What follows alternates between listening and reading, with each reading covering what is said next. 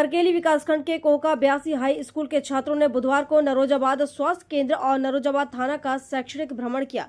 स्वास्थ्य केंद्र की टीम ने टीबी सहित गंभीर रोगों की लक्षण जांच और उपचार की जानकारी दी। डॉक्टरों ने छात्रों को प्राथमिक उपचार, स्वच्छता और आपातकालीन सेवाओं के महत्व से अवगत कराया। थाने में विद्यार्थियों को रिकॉर्ड संधारण, शिकायत निवारण, पुलिस प्रतिक्रिया प्रणाली और आपातकालीन कार्रवाई की प्रक्रिया बताई गई।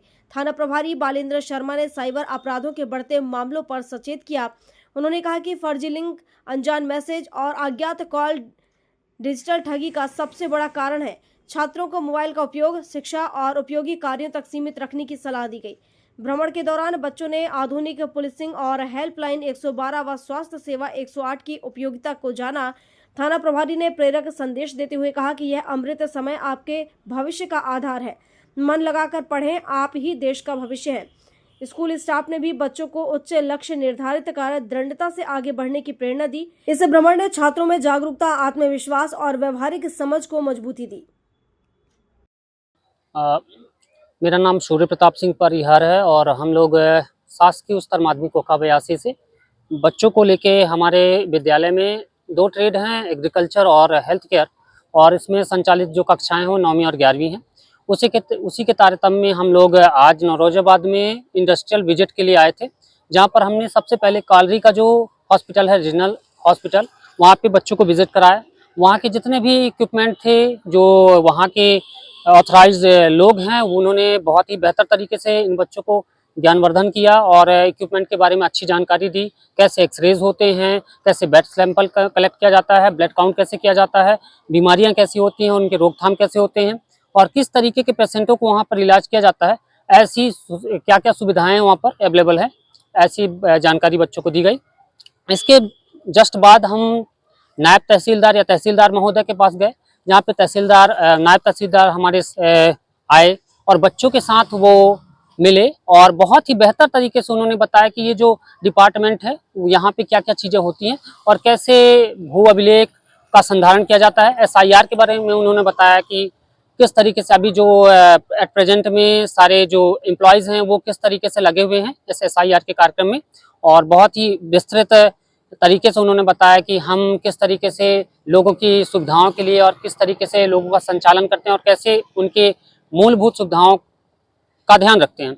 इसके जस्ट बाद ही हम लोग आपके सामुदायिक स्वास्थ्य केंद्र नौरोजाबाद में भी हम लोगों ने भ्रमण किया।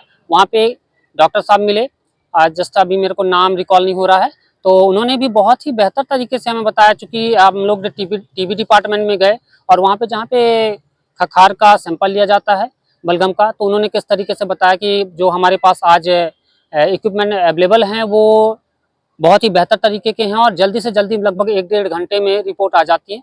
फिर डिप्थीरिया के बारे में उन्होंने बताया कि डिप्थीरिया से किस तरीके से लोगों की जान माल का हानि होता है और कैसे लोगों से बचना चाहिए। ORS के बारे में भी उन्होंने बहुत अच्छी जानकारी दी कि हम अगर हमारे पास अवेलेबल ORS नहीं है तो हम घर पर कैसे अवेलेबल करा सकते हैं और कैसे बना सकते हैं, उसको कैसे मेक कर सकते हैं। जस्ट उसी के बाद हम लोग थाना में विजिट किए, वहाँ पे शायद TI सर थे और बहुत ही बेहतर तरीके से उन्होंने पुरुष बंदी गृह और महिला बंदी गृह और हम लोगों को किस तरीके से रिकॉर्ड का संधारण कैसे करते हैं, वहाँ पे कैसे चीज़ों को रख रखाव किया जाता है, कहाँ पे कौन से व्यक्ति जो होते हैं कहाँ पे आना चाहिए। उन्होंने बताया कि जहाँ पे जो आजकल जो है कंप्यूटर का युग है, तो जितनी भी सारी चीज़ें होती हैं, सूचनाएं या FIRs होती हैं, वो कंप्यूटर के माध्यम से ही यहाँ पर ली जाती हैं। इसके बाद उन्होंने लास्ट उद्बोधन के रूप में यही कहा कि बच्चों आप आगे बढ़ो, खेलो, पढ़ो और सीखो और आपको आगे बढ़ना है। Thank you. High secondary school Coca 82 की उच्च माध्यमिक टीचर हूँ।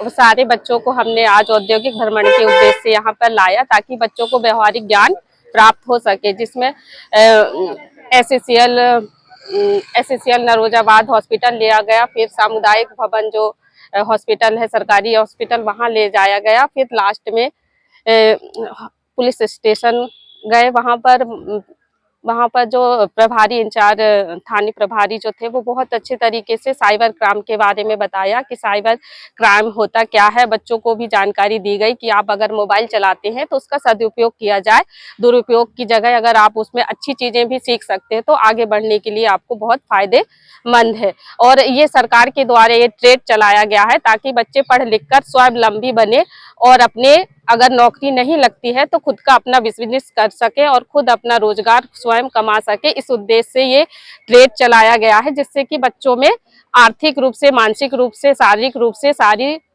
योग्यताएं भी विकसित हो सके, ताकि पढ़ाई बस न करके वो अपना स्वावलंबी और स्वरोजगार उद्देश्य कर सके। ये सरकार का मेन उद्देश्य है, जिसके कारण हम लोगों ने ये भ्रमण किया है और बहुत अच्छा बच्चों का भी सहयोग रहा है और हमारे स्टाफ के पूरे लोग आए हैं और आप सब लोगों को धन्यवाद देते हैं।